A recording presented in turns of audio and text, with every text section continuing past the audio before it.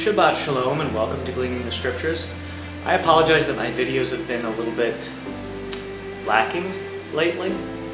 I've been taking classes and have been very busy. I don't make any money from this channel. There's been a few people here and there who have donated, but as you know, I don't ask for any donations. It's just when people donate out of the kindness of their heart. I work just like you do, and this is something that I do on my free time, which I haven't had very much of lately. But that should change here soon. Thank you for being here. Today, we're going to talk about the Torah. An eye for an eye and a tooth for a tooth. Is it evil to be that way? Find out soon.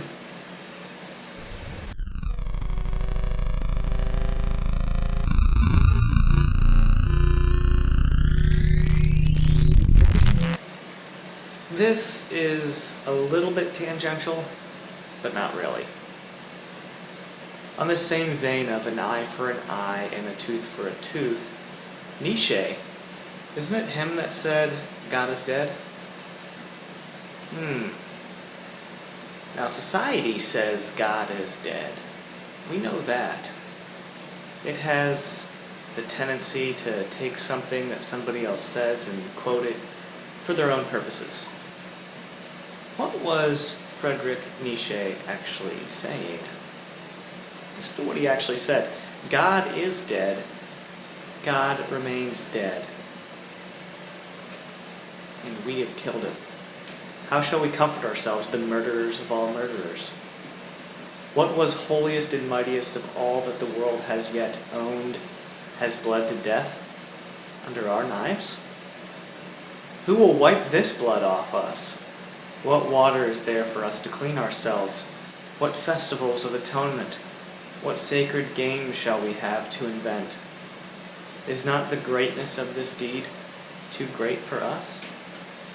Must we ourselves not become gods simply to appear worthy of it? I don't know if you can sense it, but there's some sarcasm, some snarkiness in that. In Matthew chapter 5, Yeshua says, "You have heard it said, an eye for an eye and a tooth for a tooth. But I tell you not to resist an evil person, but whoever slaps you on your right cheek, turn the other to him also." Was Yeshua speaking against Torah? Here at Gleaning the Scriptures, I rarely do this, but my specialty is the law of God. He has atoned, He has anointed, that's the word I'm looking for.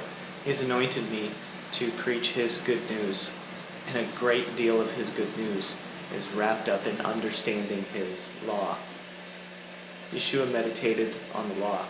You should too.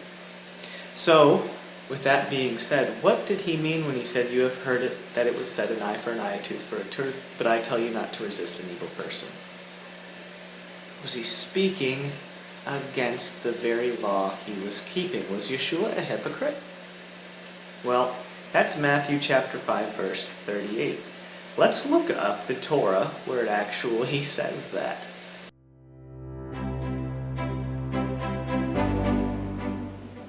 Free Bible study. If the words free Bible study are music to your ears, check out my free Bible study. I made it for you. It is completely free of charge if you've got a printer. www.gleaningthescriptures.com. You can go there right now and download your free copy of a Bible study on Leviticus. Soon I will be making a Bible study on the book of Job, and there are many more on the way. In this free Bible study, we ask questions that get you thinking. Questions like, have animal sacrifices saved anybody? Ever? Go to the Gleaning the Scriptures website and enjoy your free copy of the holiest place on earth today. If men fight and hurt a woman with child so that she gives birth prematurely, yet not yet no lasting harm follows, he shall surely be punished accordingly, as the woman's husband imposes on him, and he shall pay as the judge determines. But if any lasting harm follows, then you shall give life for life, eye for eye, tooth for tooth, hand for hand, foot for foot, burn for burn, wound for wound, stripe for stripe.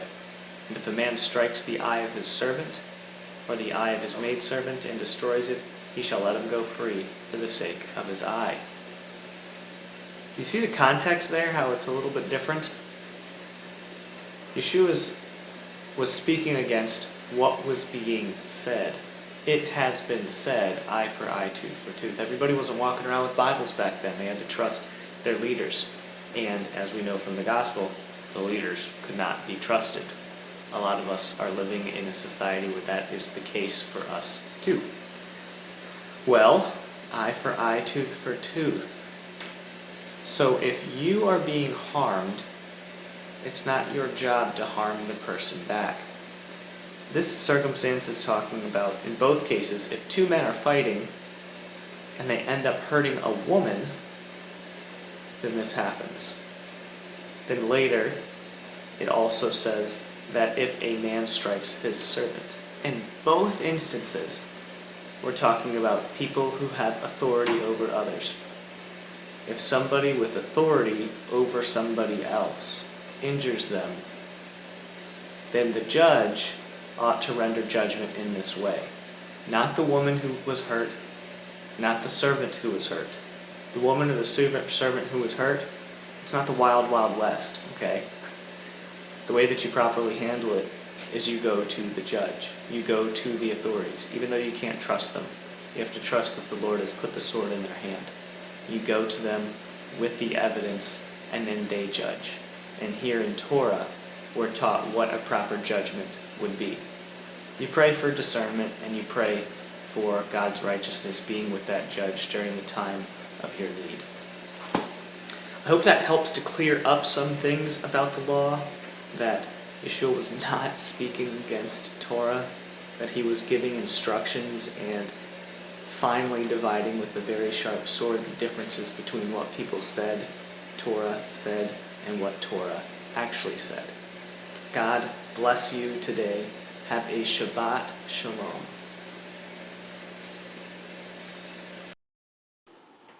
Shalom, my friend, and thank you for watching this video. If you enjoyed it, maybe click one of the videos that are popping up on the screen.